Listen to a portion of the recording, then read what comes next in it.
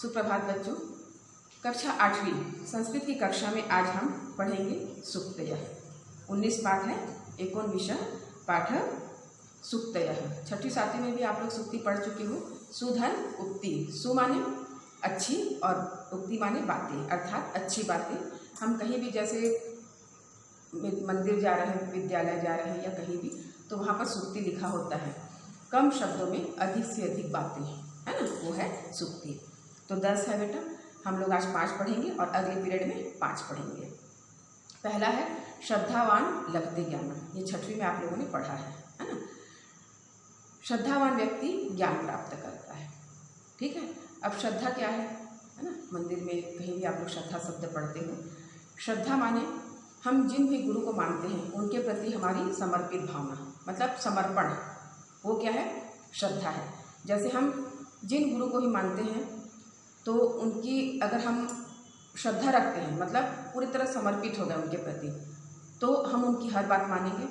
और वास्तव में इस संसार में केवल माता पिता और गुरु ही, ये 3 ऐसे हैं जो हमारी निस्वार्थ सेवा करते हैं और निस्वार्थ प्रेम करते हैं हमसे, है ना। उन्हें हमसे कुछ नहीं चाहिए, वो यही चाहते हैं कि हम पढ़ लिख कर अच्छे इंसान बने, अपने पैरों पर खड़े हो जाएं।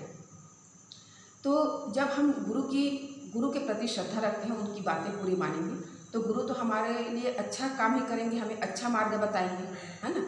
हम भविष्य दिखाते हैं कि हमें क्या करना है। तो हम पूरी बात मान रहे हैं उनकी, और वही जो बता रहे हैं वही काम हम कर रहे हैं। तो एक दिन उसका क्या होगा, जो उसका परिणाम है अच्छा ही होगा, है ना, हमें सफलता मिलेगी। तो श्रद्धा से हम क्या पाए, ज्ञान प्राप्त करें ना। तो वही कह रहे हैं कि श्रद्धावान व्यक्ति ज्ञान प्राप्त करता है। दूसरा है योगः कर्मसु कौशलम, कर्मों में कुशलता ही योग है ना। कर्म माने काम और योग माने जोड़, है ना। योग माने जोड़, एक दृष्टि से कहेंगे आत्मा का परमात्मा से मिलन ही योग है ना। हम आत्मा, है ना, ऊपर ईश्वर परमात्मा से मिलन ही क्या है, योग है। तो जैसे हम कोई भी काम कर रहे हैं, यदि उसे मन लगा के करेंगे तो वो काम अच्छी तरह संपन्न होगा, मतलब कुशलता से करेंगे तो हमको क्या है, सफलता की प्राप्ति होगी। और यदि हम कोई भी काम कर रहे हैं और बिना मन के कर रहे हैं, अनिच्छा से कर रहे हैं, तो वो उस काम में हमें सफलता नहीं मिलेगी। तो वही कहा जा रहा है कि कर्मों में कुशलता ही योग है, माने जोड़ है, मिलन है, प्राप्ति है। अगला पढ़ेंगे वीर भोग्या वसुंधरा। वसुंधरा माने पृथ्वी। पृथ्वी वीरों के द्वारा भोगी जाती है। जैसे इस पृथ्वी में हम सभी प्राणी जीते हैं, तो इसमें क्या है कि जीते तो सभी हैं, लेकिन कहते हैं ना, जीना उसी का जीना है जो दूसरों के काम आ सके, है ना। कहा गया है कि नहीं तो क्या, कौवा भी अपने चोंच से पेट की पूर्ति करता है कि नहीं करता है।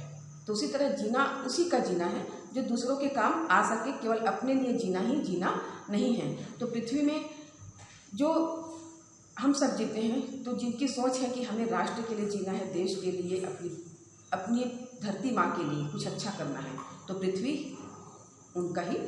पृथ्वी ऐसे वीरों के द्वारा ही भोगी जाती है। अगला महाजनो येन गतः स पंथा। महाजन माने, अब इतिहास की दृष्टि से, नागरिकता की दृष्टि से देखोगे तो महाजन माने साहूकार होता है, पर यहाँ संस्कृत में इसका अर्थ होता है श्रेष्ठ व्यक्ति, सज्जन व्यक्ति, है ना। ये जिस गतः जाता है, स वह, पंथा रास्ता। श्रेष्ठ लोग जिधर से जाए वही मार्ग है। अब श्रेष्ठ लोग जिधर से जाए वही मार्ग है, इसका मतलब नहीं कि जिस सड़क से, जिस रास्ते से जा रहे हैं वही मार्ग है, ऐसा नहीं। मतलब अब सज्जन और दुर्जन 2 प्रकार के हैं। तो सज्जन माने जो अच्छा काम करता है, दुर्जन माने जो दुष्ट है ना। तो सज्जन व्यक्ति हमेशा अच्छे कर्म ही करेगा। तो हमें भी क्या करना चाहिए, सज्जन लोग जो काम कर रहे हैं, अच्छा काम कर रहे हैं, हमें भी वैसा ही काम करना है। इसी को कह रहे हैं कि श्रेष्ठ लोग जिस मार्ग से जाए वही मार्ग है, ठीक। अब आखिरी है 5वां, यत्र नार्यस्तु पूज्यन्ते रमन्ते तत्र देवता। नार्यस्तु माने नारियाँ, जहाँ नारियों की पूजा होती है वहाँ देवता निवास करते हैं, है ना। क्या होता है कि घर की लक्ष्मी कौन होती है ना, स्त्री। वहाँ की जो है वो लक्ष्मी होती है, लक्ष्मी माना जाता है स्त्री को।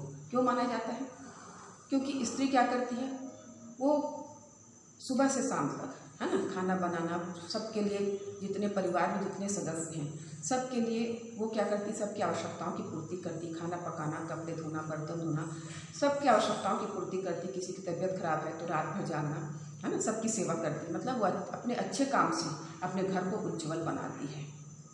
तो जिस घर में नारियों की इज्जत होती है वहाँ क्या करते हैं, भगवान भी खुश होकर निवास करते हैं, वहाँ शांति होती है। इसके विपरीत जहाँ नारियों को सम्मान नहीं दिया जाता है ना, तो वहाँ देवता भी क्या होते हैं, खुश नहीं रहते और वहाँ हमेशा अशांति रहती है।